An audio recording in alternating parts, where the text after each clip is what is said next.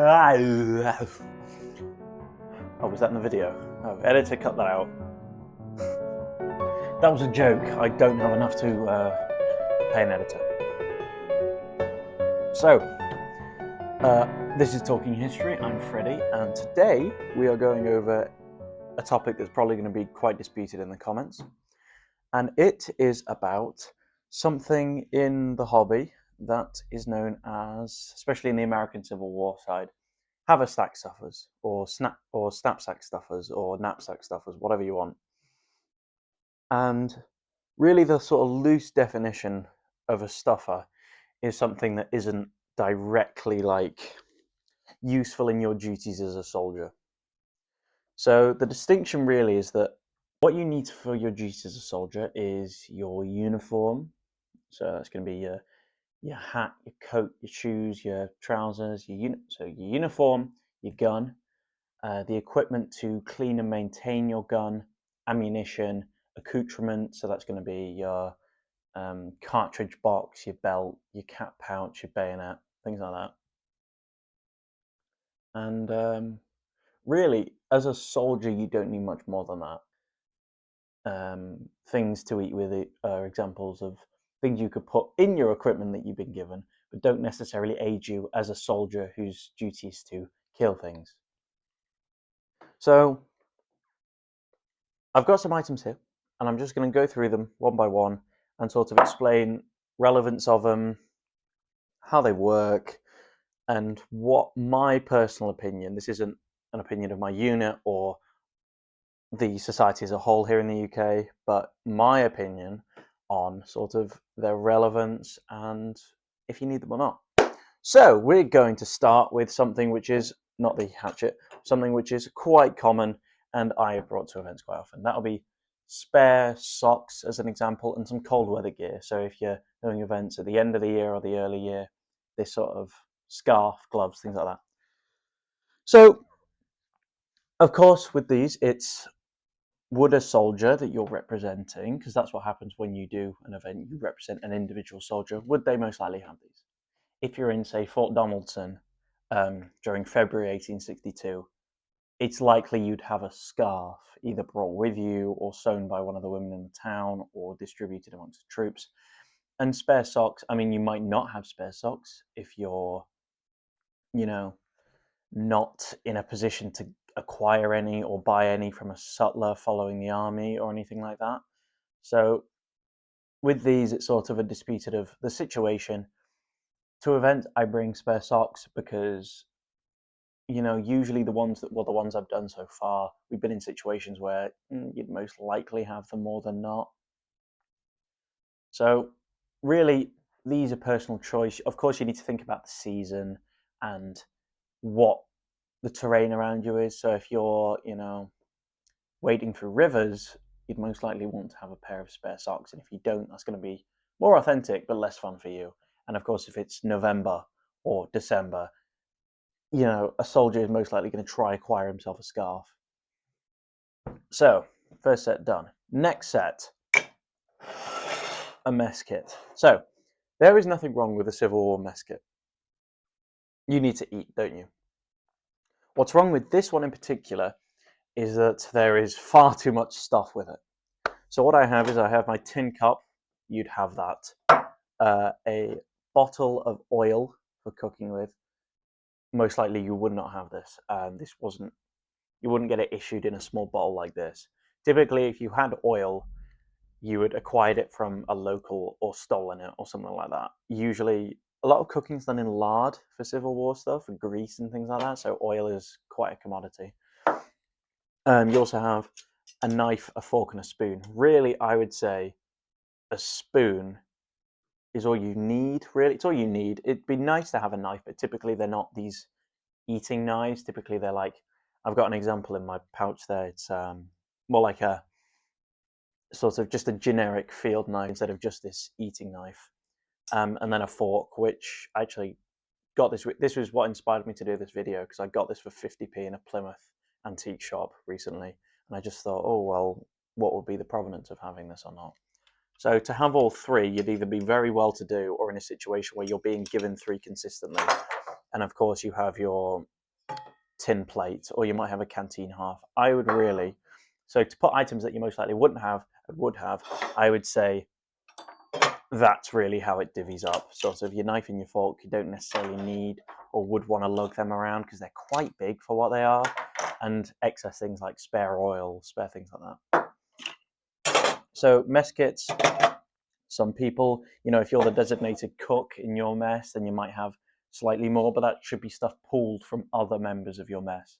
Someone else's canteen half to fry something else with whilst you're cooking in a pot or something like that. Next, sewing kit. I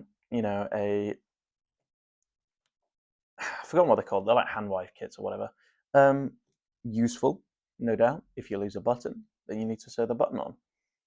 But there's some World War II veterans, and I know this is a different era, but it can sort of still apply, that say that it was this German bloke who'd served on the Eastern Front, and he got shown a sewing kit a reenactor was using, and he said, well, if you're on garrison duty in Denmark, you might have that, but on the Eastern Front, you most likely wouldn't have. If your button fell off, you didn't have a button anymore.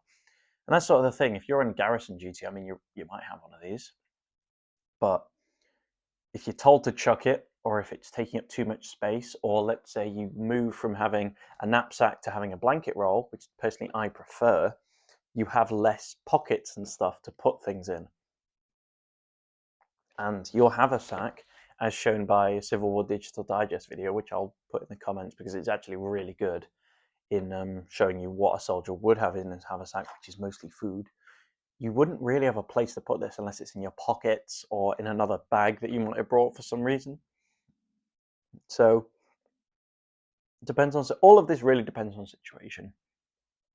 But sewing kits, they're useful. However, it depends on how readily you'd be able to use one in the middle of a march.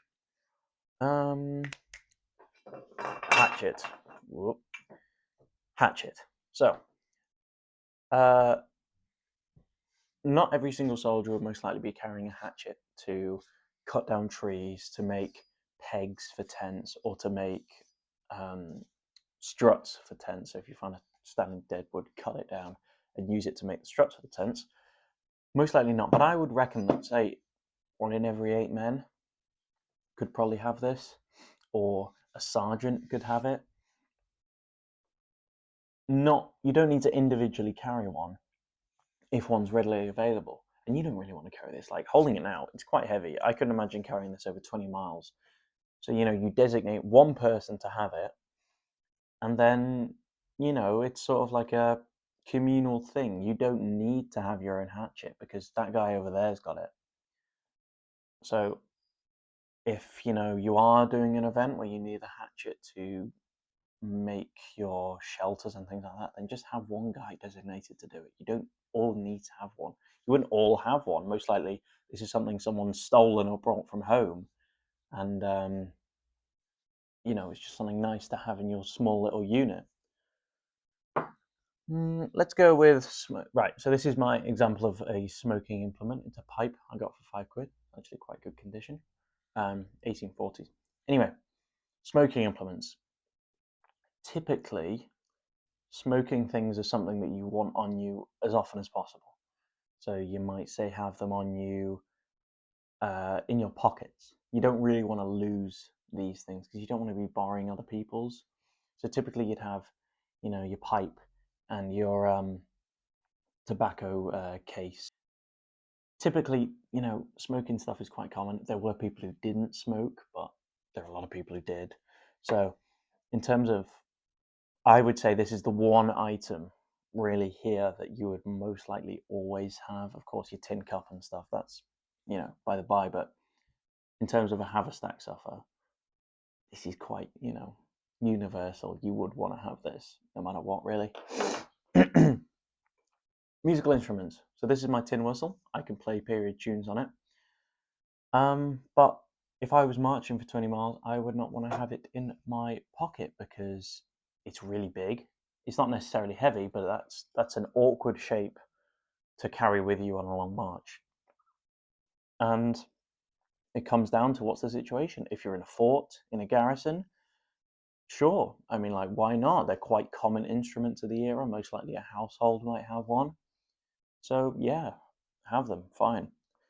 But it's if you're on a really long march and you're just using it to cheer up morale, is that morale benefit that worth it? Being in your pocket there and not allowing you to bend over whilst on a march. It's that sort of depends on the situation. Uh, a lot of people have different names for this. I know that it's a sergeant's tool. Well, one of the variants of this is called a sergeant's tool. It's a way. It's a if you do modern, modern terms for things, it's a combi tool really for cleaning your weapon. This is for my Springfield, and yeah, I mean, like, it's sort of something in the same category as the hatchet. Not every man would have this. The reason one of its names is a sergeant tool is because the sergeant would have it. It's not something that every single man needs because it's large. That's a really awkward shape to carry anywhere, and it's quite heavy. It's iron. Good to have, but similar to the hatchet, not everyone needs it. There's no reason why every single person would have kept hold of this for their own personal use. I mean, I'd much rather share it around than have it all for one.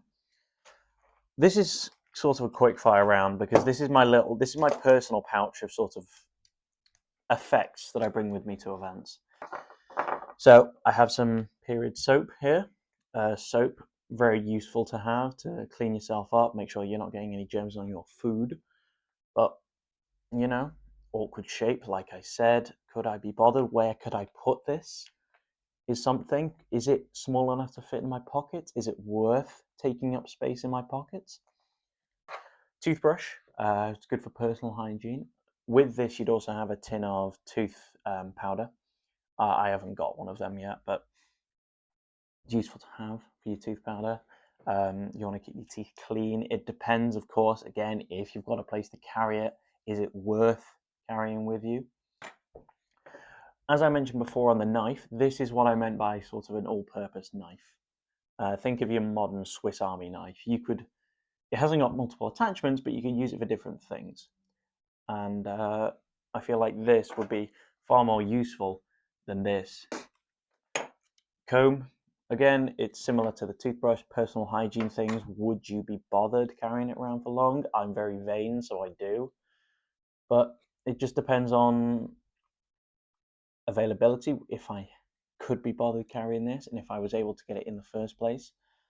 And sort of, again, could I be bothered carrying it with me, even if I got it in the first place? Razor. So very nice for your sort of immersive events and things, where you're having a shave and you can have like some nice pictures taken of you having a shave. But again, really depends. I mean, there are guys during the Civil War who would have marched miles and miles and miles and miles a day. So there's very little time to shave, really. As soon as you stop, it's change your socks, take on water, boil some water for some coffee, eat your rations, pitch your tent. There's accounts of guys doing bivouacking, of the as soon as they're told to fall out, it's a sprint to get to the closest fence, to rip the fence pieces apart and make your bivouac with it. So there's not much time to shave in that time.